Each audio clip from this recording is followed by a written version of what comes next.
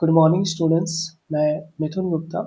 आज की current affairs की क्लास में सबसे पहले हम लोग 10 ऐसे महत्वपूर्ण खबरों को देखेंगे जो मुख्य रूप से बीपीएससी 72, बिहार एसएससी, सीजीएल 4 और टीआरई के स्टूडेंट्स के लिए महत्वपूर्ण है।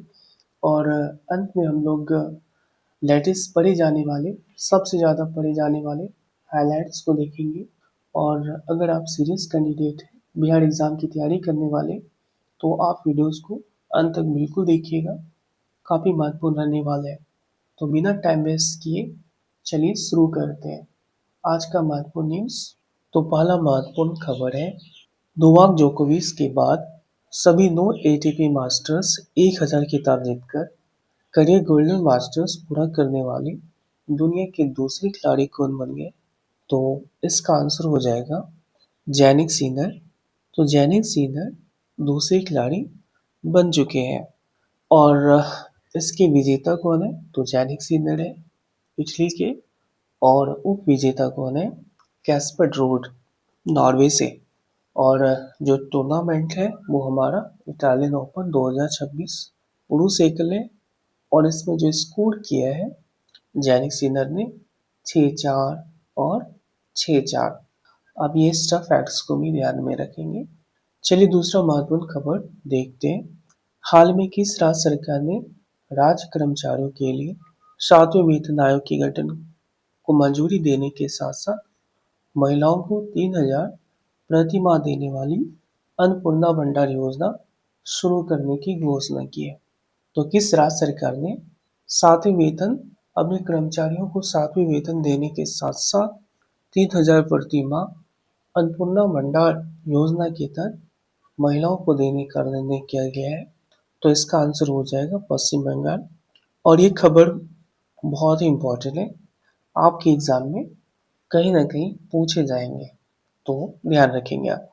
तो पश्चिम बंगाल के मुख्यमंत्री अभी वर्तमान में कौन है? तो शुभेंदु अधिकारी। शुभेंदु अधिकारी ने अपनी कैबिनेट बैठक की अध्यक्षता में राज्य सरकार के कर्मचारियों, बोर्डों, निगमों और राज्य सहायता प्राप्त निकायों यानी मुख्य रूप से सभी सरकारी कर्मचारियों के लिए 7वें वेतन आयोग के गठन की जो सैद्धांतिक मंजूरी है उन्हें दे दी गई है। और उसके बाद महिलाओं को 1 जून 2026 से प्रति महिलाओं को 3000 रुपया देने का निर्णय लिया गया है अन्नपूर्णा भंडार योजना के तहत। आप इसे ध्यान में रखेंगे। तीसरा महत्वपूर्ण खबर देखते हैं।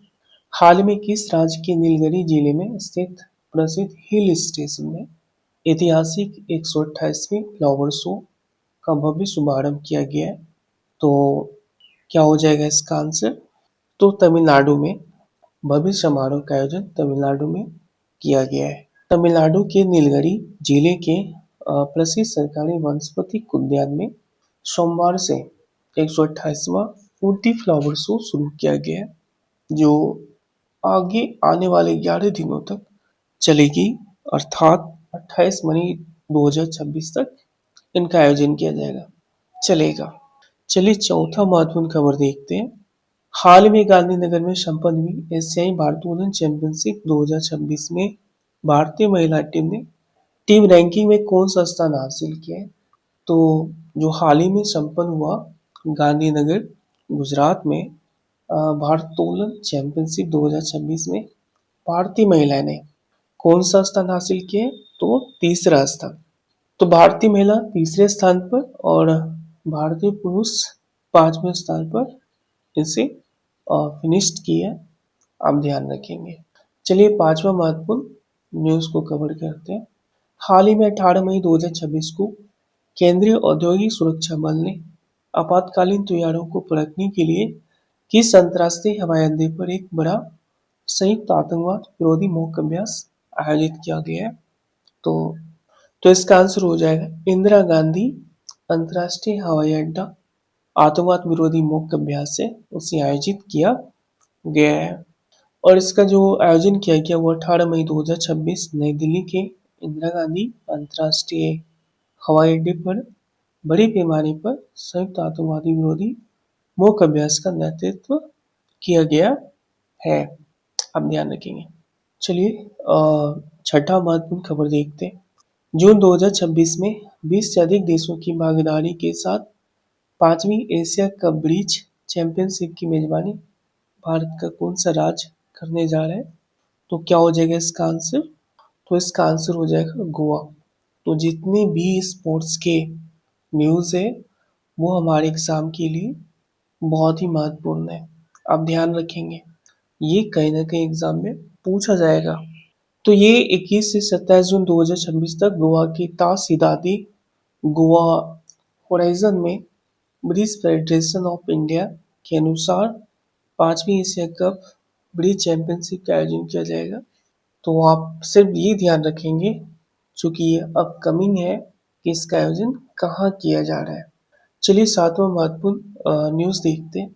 डिजिटल अरेस्ट घोटालों और साइबर धोखाधड़ी से निगरान नागरिकों को बचाने के लिए केंद्रीय अन्वेषण ब्यूरो द्वारा लॉन्च किए गए पहले वास्तविक समय नोटिस सत्यापन एआई हेलबोट का नाम क्या है? तो क्या हो जाएगा इसका आंसर? अब बताओ। तो इसका आंसर हो जाएगा अभय। अब ध्यान रखेंगे, साइबर धोखाधड़ी और फर्जी डिजिटल अरेस्ट से जनता को बचाने के लिए किया गया है। अब ध्यान रखेंगे। चलिए आठवां महत्वपूर्ण खबर देखते हैं। हाल ही में चर्चा में रहा बर्फानी क्षेत्र, जो अपनी प्रसिद्ध बांधकला शैली की संबलपुरी साड़ियों के लिए जाना जाता है, भारत के किस राज्य में स्थित है? तो किस राज्य में स्थित है? इसका आंसर हो जाएगा ओडिशा। अब ये चूंकि ओडिशा के बरगढ़ जिले की बर्फानी ब्लॉक जो है वो अपनी विशेष टाई एंड डाई हथकरघा विरासत के लिए प्रसिद्ध है और इसे मुख्य रूप से संबलपुर साड़ियाँ के लिए इसे जानी जाती है। तो आप ध्यान रखेंगे ओडिशा में, और उसके बाद जो उनका बर्फानी ब्लॉक है किसके लिए प्रसिद्ध है? संबलपुर साड़ियों के लिए प्रसिद्ध है। चलिए नौवां महत्वपूर्ण न्यूज़ देखते हैं।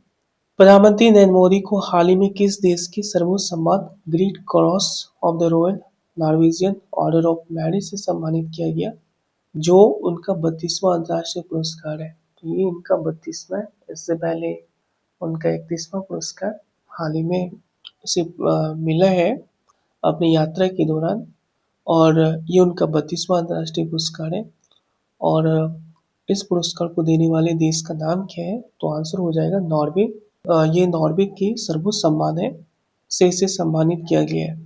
आप ध्यान रखेंगे। प्रधानमंत्री नरेंद्र मोदी को सोमवार को ओस्लो में एक समारोह में जो वहाँ के किंग हेराल्ड फाइव है उनके द्वारा नॉर्वे के सर्वोच्च सम्मान green cross of the royal Norwegian order of merit से सम्मानित किया गया। तो इसमें महत्वपूर्ण महत्वपूर्ण है इसके कौन सा देश दिया गया है, और उसके बाद ये प्रधानमंत्री को मिलने वाला कितने नंबर का वैश्विक पुरस्कार है। आप उनके क्रम को भी याद रखेंगे। चलिए आज का अंतिम और महत्वपूर्ण खबर देखते हैं, फिर इसके बाद हम लोग हाइलाइट्स को कवर करेंगे, सुर्खियों को कवर करेंगे। हाल ही में केंद्रीय मंत्री पीयूष गोयल द्वारा की गई घोषणा के अनुसार भारत ने अगले 5 वर्षों में कितने ट्रिलियन डॉलर के निर्यात का लक्ष्य निर्धारित किया है? तो बताओ क्या होगा इसका आंसर? तो 2 ट्रिलियन डॉलर निर्यात का लक्ष्य निर्धारित किया गया है आत्मनिर्भर योजना के तहत। और उसका जो विजन है 5 वर्षों में 2 ट्रिलियन अर्थात 2 लाख करोड़ डॉलर के निर्यात का महत्वाकांक्षी लक्ष्य रखा गया है, जो आत्मनिर्भर भारत अभियान के तहत किया जाएगा। चलिए कल की जो ट्रेंडिंग हाइलाइट्स है उन्हें देखते हैं, जो सबसे ज़्यादा देखा और पढ़ा गया है लोगों के द्वारा, जो मोस्ट इम्पॉर्टेंट है उन्हें देखते हैं। तो पहला हाइलाइट्स है, तो बिहार में सासाराम पटना पैसेंजर ट्रेन में आग लगने के कारणों का पता लगाने के लिए उच्च स्तरीय जांच जारी है। तो आप ये ध्यान रखेंगे कि ये घटना कहाँ पे हुई है? तो बिहार में, और सासाराम पटना पैसेंजर में। चलिए दूसरा हाइलाइट्स देखते हैं पश्चिम बंगाल से। तो पश्चिम बंगाल में बीजेपी सरकार ने राज्य सरकारी नौकरियों के लिए उपरी आयु की सीमा बढ़ा दी है। तो वहाँ की जो राज्य सरकार है जो अपर एज होता है गवर्नमेंट जॉब के लिए, उसे राज्य सरकार ने बढ़ा दी है। आप ये ध्यान रखेंगे। चलिए तीसरा हाइलाइट्स को देखते हैं। भारत नॉर्वे हरित रणनीतिक साझेदारी से पूरी दुनिया को लाभ। तो भारत और नॉर्वे की जो हरित रणनीतिक साझेदारी हुई है और इसकी वजह से पूरी दुनिया को इनका लाभ मिलेगा। अब ध्यान रखेंगे। जम्मू कश्मीर श्री अमरनाथ यात्रा से पहले रामबन में सेना ने ग्राम रक्षा समूह के लिए प्रशिक्षण कार्यक्रम आयोजित किए। तो आप ध्यान रखेंगे, जम्मू कश्मीर की अमरनाथ यात्रा से पहले रामबन में, यह स्थान रामबन इम्पोर्टेंट है, सेना ने ग्राम रक्षा समूह के लिए प्रशिक्षण कार्यक्रम आयोजित किया है। तो नेक्स्ट हाइलाइट्स देखते हैं। पश्चिम बंगाल से बीजेपी ने दार्जिलिंग जिले की सभी 5 विधानसभा सीटें और वहाँ की जो कलिम्पोंग की एक सीट जीत ली है। तो ध्यान रखेंगे, इस बार की इलेक्शन में सबसे ज़्यादा जो आने वाले एग्जाम्स के लिए इम्पोर्टेंट है वो मुख्य रूप से पश्चिम बंगाल और उससे जुड़े हुए जितने भी फैक्ट्स हैं वो आपके एग्जाम में क्वेश्चन बिल्कुल बनेंगे। पश्चिम बंगाल और तमिलनाडु ये दो मुख्य राज्य हैं जिससे क्वेश्चन बनने की प्रबल संभावना है आपके एग्जाम में। आप बिल्कुल इसे इग्नोर नहीं कर सकते हो। तो चलिए इस वीडियो में इतना ही। महत्वपूर्ण खबरों से रूबरू रहने के लिए आप हमारे चैनल को सब्सक्राइब कर सकते हैं और आप अपना फीडबैक हमारे कमेंट सेक्शन में कमेंट के माध्यम से दे सकते हैं। तो मिलते हैं अगले वीडियो में। धन्यवाद।